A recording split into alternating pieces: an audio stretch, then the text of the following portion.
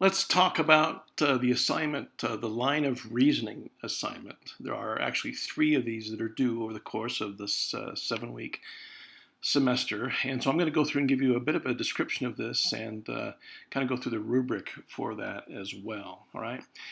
You can find the rubric if you go to the syllabus in Canvas. Scroll down to item pool and you'll see line of reasoning. Looks just like this. If you click on the link there, and there are a number of ways that you can find this, but this is one of those ways. Click on the link and it'll go to this page. And if you scroll down through that, it goes through the activity. So I'll go through the activity with you and talk about that. First, though, it probably warrants a little refresher on what a line of reasoning is.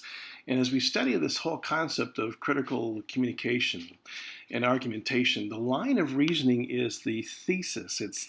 It's the one sentence of reasoning, hopefully, that the rest of that argument is based upon. And typically it's either, if you remember, it's either inductive or it's deductive. If you go to the reasoning video, we talk about that. And from there, it should follow some kind of logical flow. Some work, and obviously some don't. Some are based on fallacious reasoning, and some are based on solid reasoning, or what we call cogent reasoning. So that's what I'm asking you to do, is to take a look at, and I'll get into that here in just a minute where you're going to find those, but to find that line of reasoning and do an analysis. Does it make sense or doesn't it make sense? It's not that hard to do. But what this is trying to do is to get you to identify how reasoning works and how reasoning fails. So throughout the semester, we're going to be researching and discussing certain hotspots in social media in an effort to examine what it means to be well informed as far as identifying these lines of reasoning.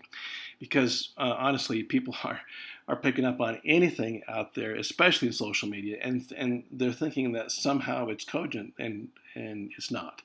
And this is a failure of critical thinking. So that's the whole attempt here, is to get us to be thinking on a different level. We're going to be talking about, 3 main topics, okay, that I'll be posting up over the semester, and they might include civil rights, they might include the idea of democracy, they might include the concept of justice, maybe the economy, we might get into climate change, perhaps it's healthcare, maybe we'll talk about religion, and certainly education. It all depends on what unfolds during this next 7 weeks. And remember, we're only doing 3 of these. Okay, I just went through a half a dozen or 7 or 8. We're only doing 3. So you need to follow this schedule and make sure which topic we're all going to be doing. And I'll just post 3 of them. You pick that topic, you post, you do the research, find that line of reasoning, and post it on Canvas. Okay. And these lines of reasoning, they can be from a campaign stump speech, if you want. They can be from an editorial, preferably in a real newspaper, as opposed to some of the tabloids and things that are out there. Don't get me started on fake news. We can spend all day on that. It could be from maybe a television campaign ad. Not a whole lot of that going on right now. It could be even from a Facebook post, which is not a bad idea. Maybe one of each perhaps will do you well to identify how reasoning works or fails depending on the channel in which we're getting that kind of media. Okay, so there might have been maybe a content expert out there. This is P.G. O'Rourke. He's somebody who I listen to. He belongs to a think tank in D.C. Actually, he's very right-leaning, but his reasoning's pretty solid.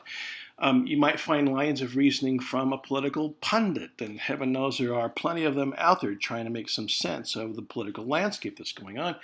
Or maybe even easier, you could find a line of reasoning, cogent or fallacious, from an elected official who has stated a line of reasoning in dealing with any of those topics that we've been getting into, all right? So that's what I'm asking you to do. Once you've identified that line of reasoning, analyze it. Is it cogent?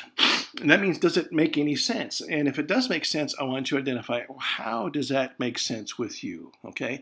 And remember, there are certain types of reasoning that we're looking into. There's parallel reasoning, there's causal reasoning, and so on. So I want you to use those kinds of terms as you get into the analysis of that. And maybe the reasoning fails, and then it becomes fallacious reasoning.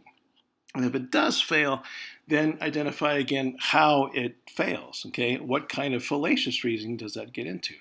And you can find that in the notes and in the video that we've talked about in terms of reasoning. So point out how the reasoning works based on cogent reasoning models from the course, or how the reasoning fails correctly how the reasoning fails by correctly applying any of the dozens of fallacies that we've discussed online here over the course of the class, okay?